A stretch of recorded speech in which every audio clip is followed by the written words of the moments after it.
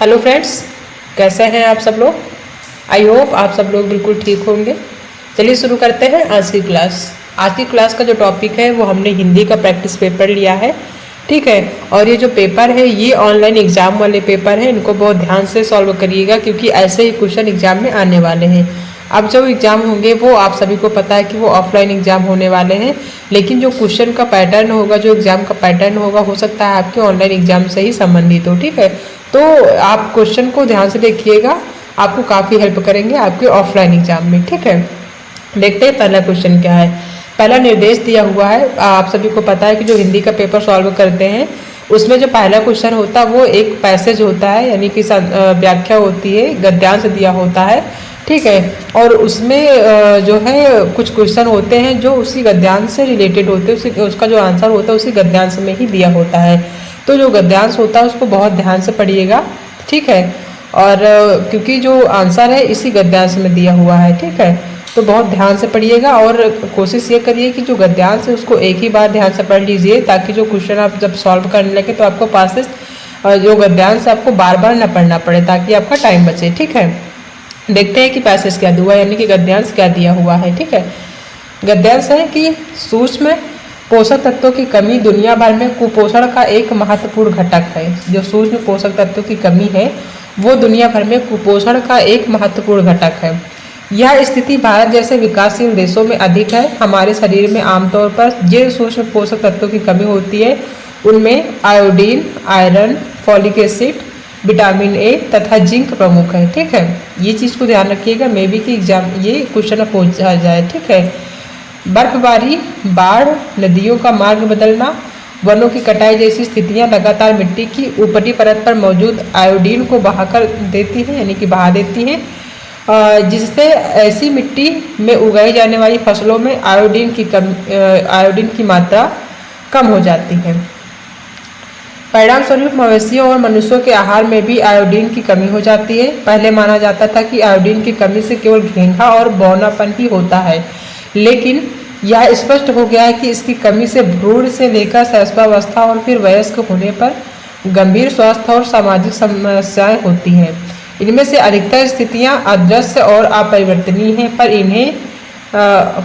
पर इन्हें रोका जा सकता है, ठीक है। ये यहाँ पे बाय मिस्टेक है, इन्हें जो है रोका जा सकता है। ये पूरा जो है गद्यांश दिया हुआ है। अब इसी से रिलेटेड नीचे क्वेश्चन दिए हुए हैं, वो हम देखेंगे क्या है, ठीक है। पहला क्वेश्चन दिया है कि गद्यांश के अनुसार कुपोषण का मुख्य कारण क्या है। गद्यांश के अनुसार, जो ऊपर गद्यांश दिया हुआ है उसके अनुसार, अब यहाँ पे एक चीज़ ध्यान देने वाली बात है कि यहाँ पे जो गद्यांश से रिलेटेड जितने भी क्वेश्चन हैं उस क्वेश्चन में अपना दिमाग नहीं लगाएंगे, ठीक है। जितने भी आंसर करेंगे, जितने भी ऑप्शन होते हैं उनको जो है हम रिलेट करेंगे गद्यांश से, ठीक है। जो भी इसका सही आंसर होगा उसको हम गद्यांश से ही निकाल के देखेंगे, ठीक है। अपना दिमाग यहाँ पे नहीं लगाएंगे, जो भी आंसर निकलेगा वो गद्यांश से ही रिलेटेड होगा, वो गद्यांश से ही निकालेंगे, ठीक है। तो इसमें देखते हैं, पहला दिया हुआ कि गद्यांश के अनुसार कुपोषण का मुख्य कारण क्या है। पहला है सूक्ष्म पोषक तत्वों की कमी, दूसरा है पोषक तत्वों का असंतुलन, तीसरा पोषक तत्वों की अनुपलब्धता और चौथा है सूक्ष्म पोषक तत्वों के बारे में अज्ञानता, ठीक है। तो हमने कि जैसा ऊपर पढ़ा है आपको दिखा दे कि वहाँ पे कहाँ पे दिया हुआ है, ठीक है।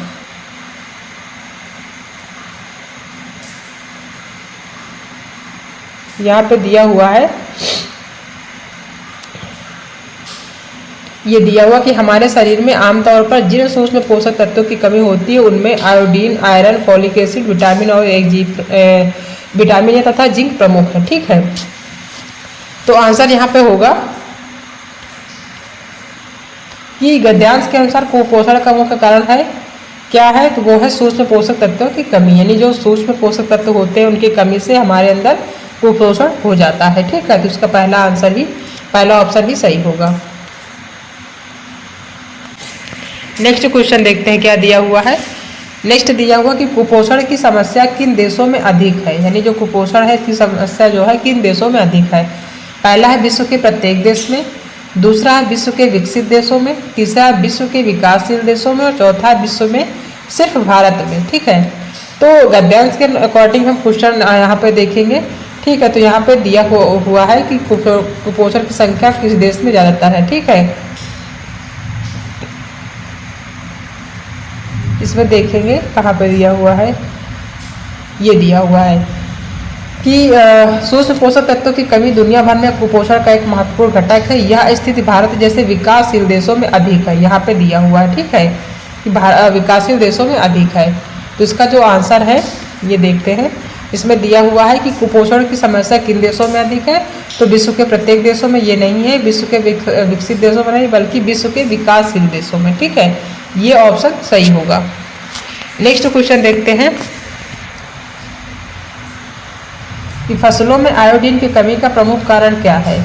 पहला ऑप्शन है खेतों की ऊपरी मिट्टी का बह जाना, दूसरा है खेतों की अंदरूनी मिट्टी का जमा होना, तीसरा है फसलों पर आयोडीन का छिड़काव ना करना और चौथा है पेड़ पौधों द्वारा आयोडीन का अधिक उपयोग करना। तो इसका जो सही आंसर है वो है पहला ऑप्शन, खेतों की ऊपरी मिट्टी का बह जाना जो है फसलों में आयोडीन की कमी का प्रमुख कारण है। ठीक है, जैसा कि वहाँ पे आपने पढ़ा है, ये पैसेज में दिया हुआ है। ठीक है, नेक्स्ट क्वेश्चन देखते हैं कि कौन सा कथन सही नहीं है। पहला है आयोडीन की कमी से सामाजिक समस्याएं भी होती हैं, दूसरा है वनों की कटाई जैसी स्थिति आयोडीन को बढ़ा देती है, तीसरा नदियों के मार्ग बदलने से आयोडीन की मात्रा पर कोई प्रभाव नहीं पड़ता और चौथा है कि पोषक तत्वों की कमी केवल मनुष्यों में ही पाई जाती है। यहाँ पे जो है इस चीज़ को ध्यान रखना है कि इसमें दिया हुआ कि कौन सा कथन सही नहीं है, नहीं को अंडरलाइन कर लेना है, यहाँ पे निगेटिव बताना है। ठीक है, तो यहाँ पे दिया हुआ थर्ड ऑप्शन कि नदियों के मार्ग बदलने से आयोडीन की मात्रा पर कोई प्रभाव नहीं पड़ता, ये ऑप्शन सही होगा। ठीक है, यही निगेटिव है और यही सही होगा। नेक्स्ट क्वेश्चन देखते हैं।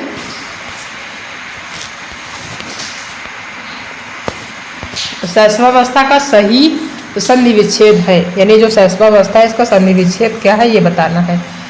हर संदर्भ में या हर पैसेज में संधि विच्छेद पूछा जाता है। ठीक है, तो बहुत ज़्यादा हार्ड नहीं होता, बहुत बेसिक होता है, आप सभी को पता है। आपने जैसे जो आपने जो पढ़ाई करी है उसमें आपने पढ़ा होगा संधि विच्छेद, तो उसमें जो है बहुत ही इजी जो है संधि विच्छेद पूछा जाता है इन एग्जाम में, सीटेट के एग्जाम में, या फिर जो संदर्भ दिया होता है या पैसेज दिया होता है। ठीक है, तो इसमें बहुत ज़्यादा सोचने की बात नहीं है, ये जो है बहुत ईजी होते हैं, इनको बस ध्यान से देखना होता है। अब इसमें पूछ रहा है कि सहस्रावस्था का सही संधि विच्छेद है। पहला सहस्रा प्लस अवस्था, दूसरा है शिशु प्लस अवस्था, तो ये तो वैसे भी नहीं होगा और सहस्रा भी नहीं होगा, इसमें होगा शैशव प्लस अवस्था। ठीक है, इसका थर्ड ऑप्शन ही सही होगा।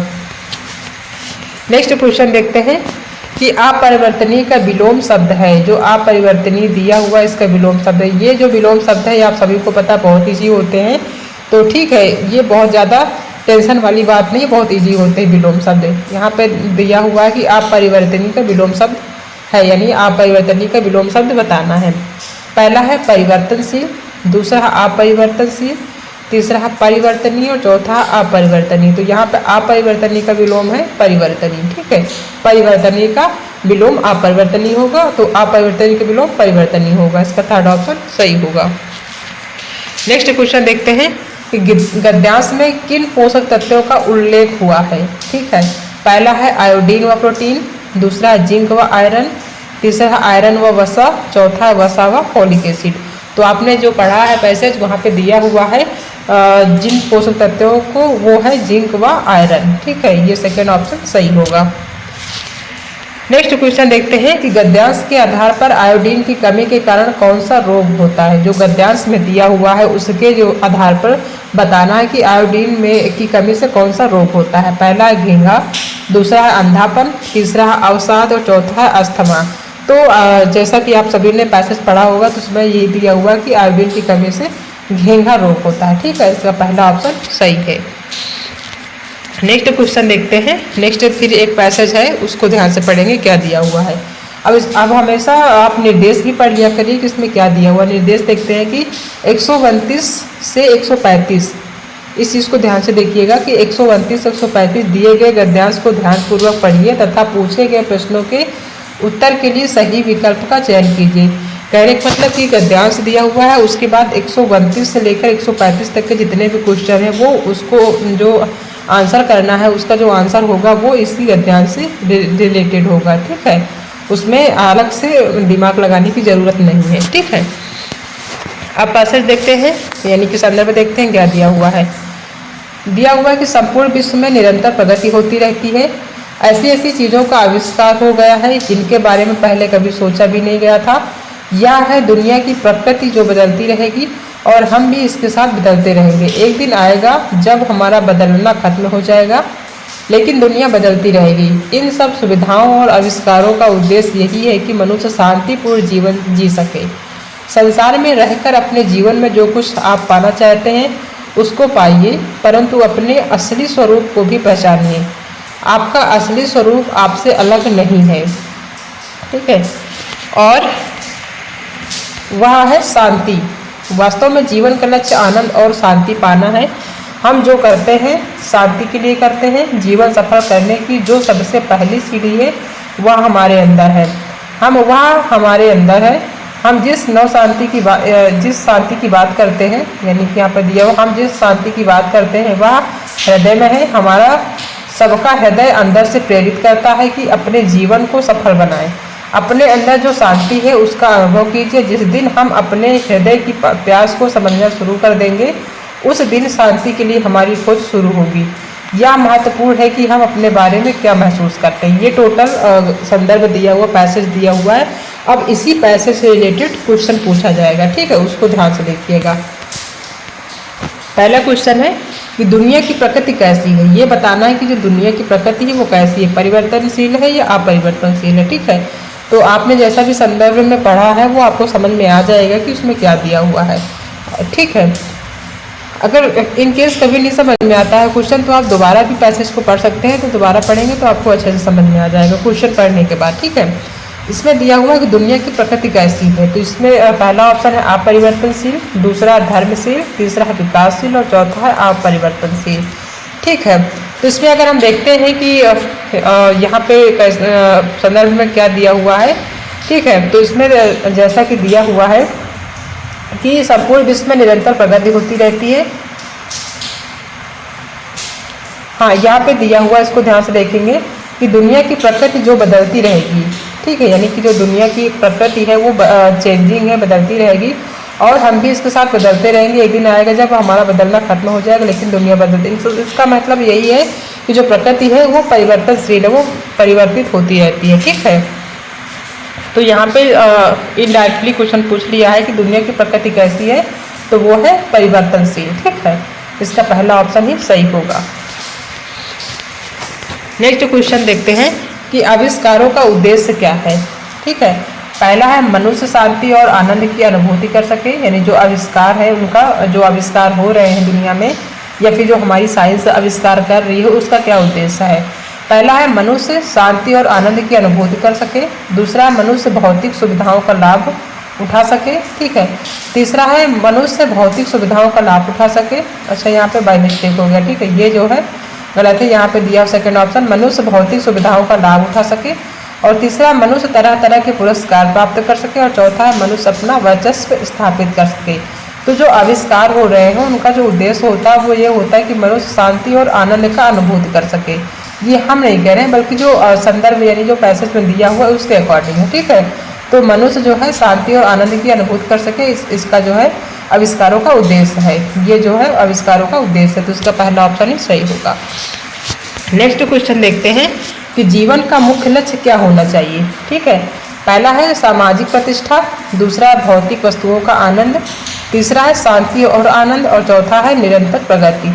तो जीवन का मुख्य लक्ष्य जो होना चाहिए वो होना चाहिए शांति और आनंद। इसका थर्ड ऑप्शन सही होगा। ठीक है, नेक्स्ट क्वेश्चन देखते हैं कि निम्नलिखित में से कौन सा शब्द भिन्न है। इसमें बताना है कि कौन सा शब्द जो है वो भिन्न है। पहला है प्रगति, दूसरा है विकास, तीसरा है शांति और चौथा है उन्नति।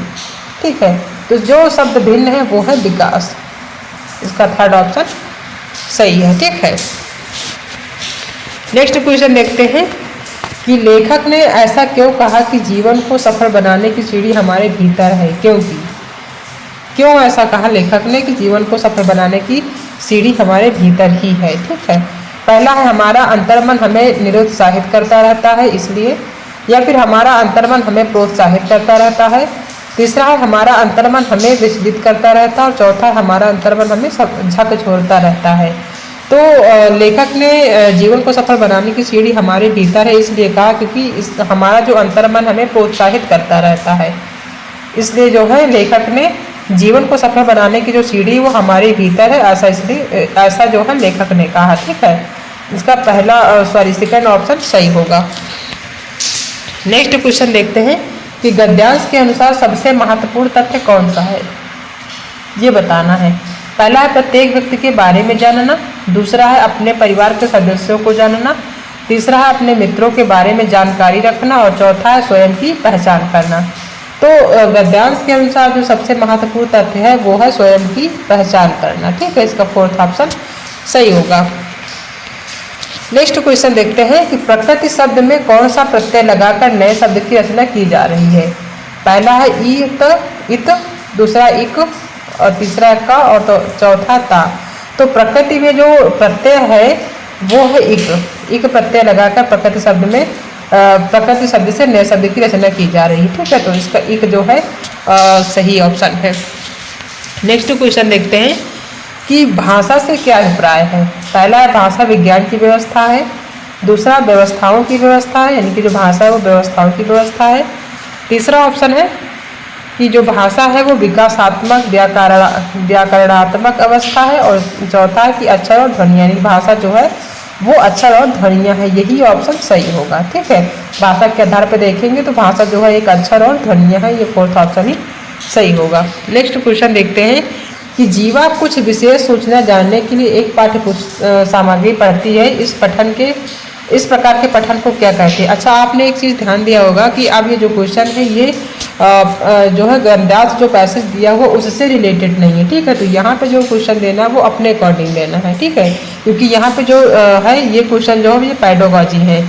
ठीक है, तो ये क्वेश्चन जो है ये आपको पैसेज के अकॉर्डिंग नहीं देना बल्कि अपने अकॉर्डिंग देना जो सही है। ठीक है, क्योंकि वहाँ पे दिया आपने निर्देश पढ़ा होगा, इसमें दिया हुआ निर्देश में कि 132 से 135 देखना है। ठीक है, जो 132 से 135 के जो क्वेश्चन होंगे वो पैसेज से रिलेटेड होंगे। ठीक है, तो ये जो 135 तक जो है जितने भी क्वेश्चन थे यहाँ तक ये जो है पैसेज से थे। ठीक है, और यहाँ से जो स्टार्ट हो गया ये पेडागॉजी स्टार्ट हो गई। ठीक है, तो इस चीज़ को आप ध्यान रखिएगा अपने एग्जाम में भी। नेक्स्ट क्वेश्चन दिया हुआ है कि जीवा कुछ विशेष सूचना जानने के लिए कोई एक पाठ्य सामग्री पढ़ती है, इस प्रकार के पठन को क्या कहते हैं। ठीक है, यानी जो जीवा एक व्यक्ति है, ठीक है, या फिर एक महिला है, एक लड़की है, वो कहती है कि जीवा कुछ विशेष सूचना जानने के लिए एक विशेष सूचना जानने के लिए कोई पाठ्य सामग्री पढ़ती है, यानी कोई एक पाठ्य सामग्री पढ़ रही है विशेष सूचना जानने के लिए। ठीक है, तो इस प्रकार के पठन को क्या कहते हैं ये बताना है कि जो वो पढ़ रही है उस पठन को क्या कहते हैं। पहला है बारीकी से पठन, दूसरा सरसरी तौर पर पठन, तीसरा द्रुतगामी पठन, और चौथा गहन पठन। तो जो एक विशेष सूचना के लिए जो वो पाठ्य सामग्री पढ़ रही है उसको जो है सरसरी तौर पर पठन कहेंगे। ठीक है, इसका सेकंड ऑप्शन सही होगा। नेक्स्ट क्वेश्चन क्या दिया हुआ है वो देखते हैं कि व्याकरण अधिगम में अर्थ से नियम की ओर जानने का तात्पर्य है। जो व्याकरण है व्याकरण अधिगम है उसमें अर्थ से नियम की ओर जो जानने का तात्पर्य क्या है ये बताना है। पहला, शिक्षार्थी पहले समझ के साथ व्याकरणिक नियमों का इस्तेमाल करते हैं और बाद में नियमों की खोज करते हैं। ठीक है, अर्थ से नियम का मतलब ये है कि पहले व्याकरणिक नियमों का इस्तेमाल करते हैं उसके बाद नियमों की खोज करते हैं। ठीक है, दूसरा ऑप्शन दिया हुआ है कि शिक्षार्थियों को सर्वप्रथम नियम सीखने के लिए कहा जाता है, बाद में उन नियमों का प्रयोग करने के लिए कहा जाता है। ठीक है, दूसरा ऑप्शन है। तीसरा दिया हुआ कि अध्यापक पहले नियम पढ़ाते हैं और शिक्षार्थी ड्रिल के माध्यम से नियम सीखते हैं, और चौथा ऑप्शन है कि शिक्षार्थी पहले व्याकरणिक नियमों के प्रति समझ बनाते हैं और बाद में पृथकता में उनका इस्तेमाल करते हैं। ठीक है, तो इसका जो सही आंसर होगा कि अधिगम में अर्थ से नियम की ओर जानने का जो तात्पर्य होता है वो होता है कि शिक्षार्थी पहले समझ के साथ व्याकरणिक नियमों का इस्तेमाल करते हैं। अधिगम में अर्थ से नियम का मतलब कि वो समझ के साथ पहले व्याकरणिक नियमों का इस्तेमाल करते हैं और बाद में नियमों की खोज करते हैं। ठीक है, तो इसका पहला ऑप्शन ही सही होगा। नेक्स्ट क्वेश्चन देखते हैं क्या दिया हुआ है कि शिक्षार्थी के वाचन कौशल यानी कि जो संप्रेषणात्मक क्षमता को विकसित करने के लिए सर्वाधिक उपयुक्त आकलन कार्य कौन सा है। ठीक है, यानी कि जो शिक्षार्थी का वाचन कौशल है उस क्षमता को विकसित करने के लिए सर्वाधिक उपयुक्त आकलन कार्य कौन सा है ये बताना है। पहला ऑप्शन दिया हुआ है किसी दी गई स्थिति में वक्तव्य लिखना, दूसरा है खेल के किसी दृश्य का वर्णन करना, तीसरा है किसी श्रवण सामग्री को सुनना और इस पर प्रतिक्रिया देना, और चौथा है रोल प्ले में किसी पात्र को अभिनीत करना। ठीक है, तो इसका जो सही आंसर है वो है सेकेंड ऑप्शन कि खेल के किसी दृश्य का वर्णन करना जो है वाचन कौशल यानी कि जो संप्रेषणात्मक क्षमता है उसको विकसित करने का सर्वाधिक उपयुक्त आकलन यानी कि जो आकलन करते हैं वो सर्वाधिक उपयुक्त साधन है। ठीक है, किसी भी खेल को किसी भी दृश्य का वर्णन करना, ये सेकेंड ऑप्शन सही होगा। नेक्स्ट क्वेश्चन देखते हैं कि निम्नलिखित में से कौन सा अधिगम के लिए आकलन है। इसमें बताना है कि इसमें जो है अधिगम के लिए आकलन कौन सा है। पहला है सत्र के अंत में विद्यार्थी की प्रगति की मॉनिटरिंग करने के लिए क्षेत्रीय स्तर पर आकलन तैयार करना, दूसरा है वर्ष के अंत में विद्यार्थियों की प्रगति जानने के लिए आकलन तैयार करना, और तीसरा है कि शिक्षण अधिगम प्रक्रिया के दौरान विद्यार्थियों की प्रगति की निगरानी और उसमें सुधार करने के लिए आकलन तैयार करना।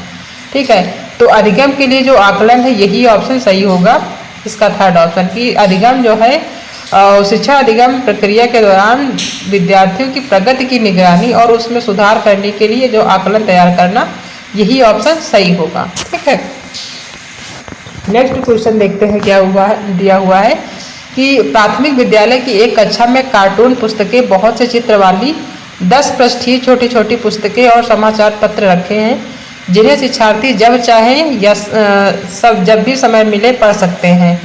यहाँ कक्षा में क्या करने का प्रयास किया जा रहा है ये बताना है। ठीक है,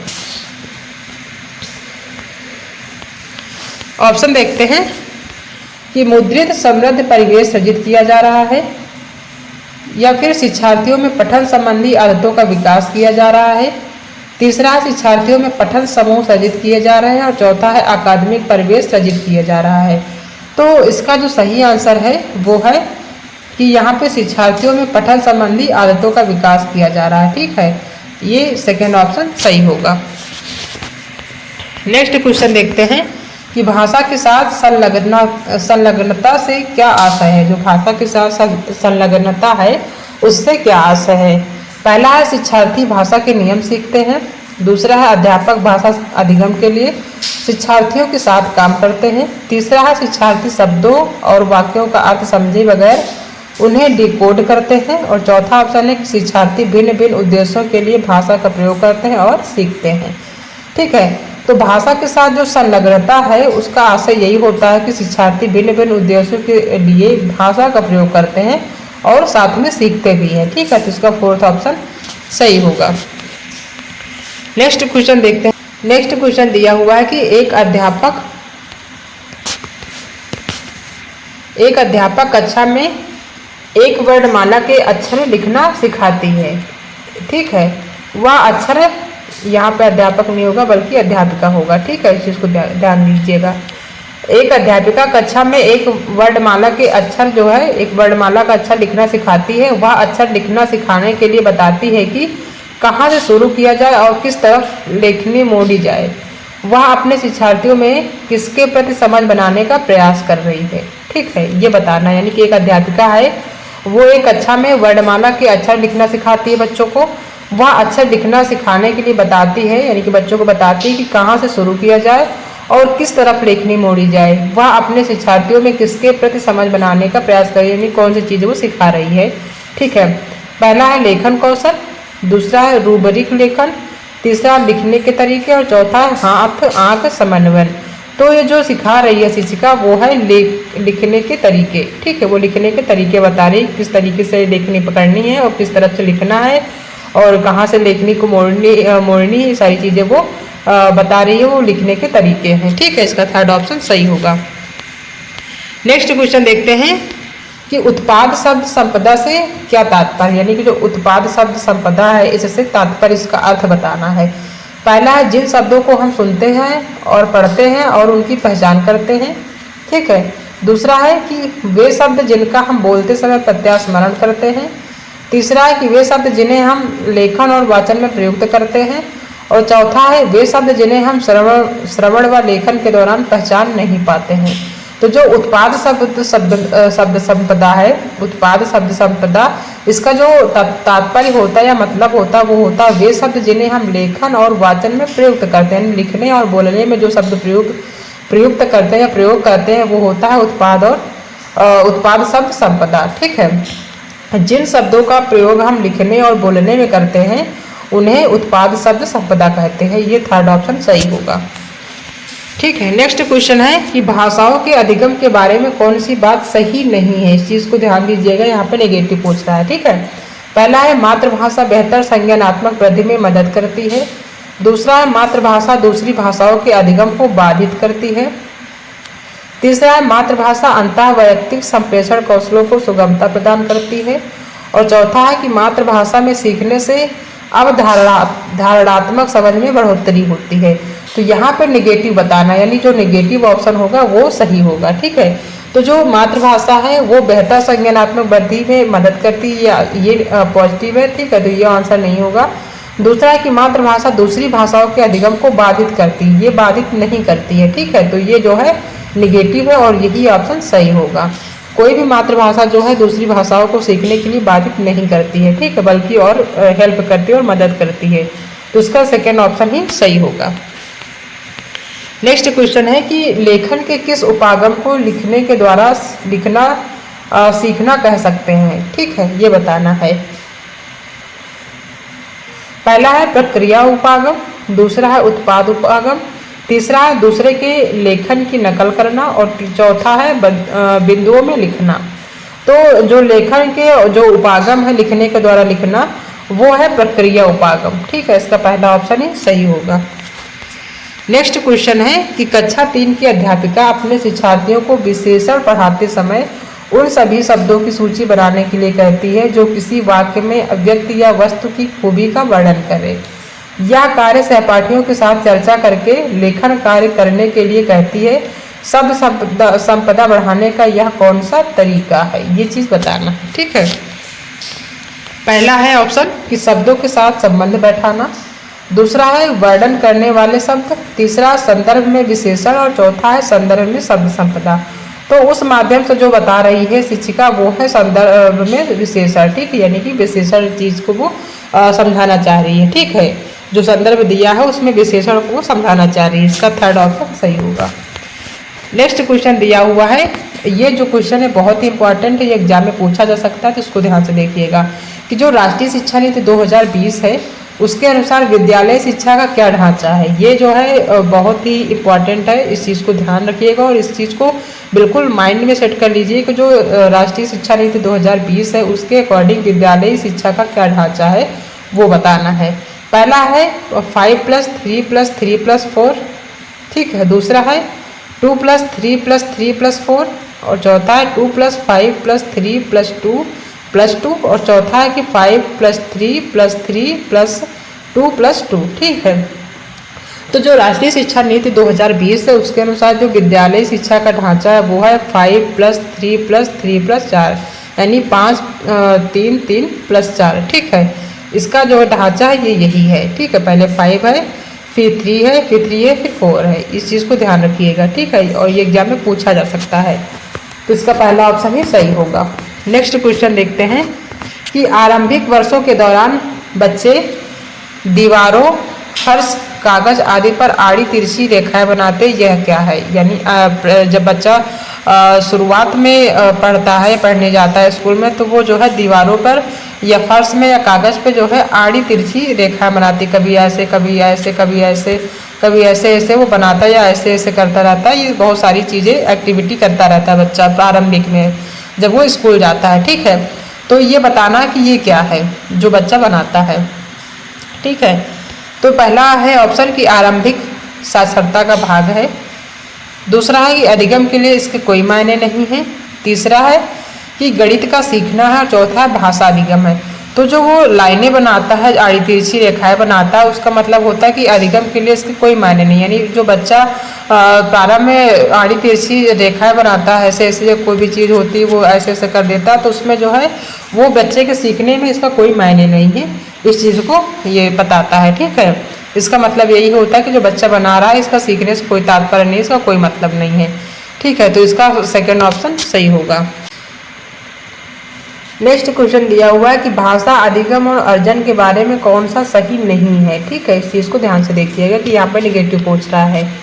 पहला ऑप्शन है यदि अवसर और परिवेश दिया जाए तो सभी बच्चे अनेक भाषाएं सीख सकते हैं। दूसरा है कि प्रथम भाषा दूसरी भाषा के अधिगम में व्यवधान डालती है।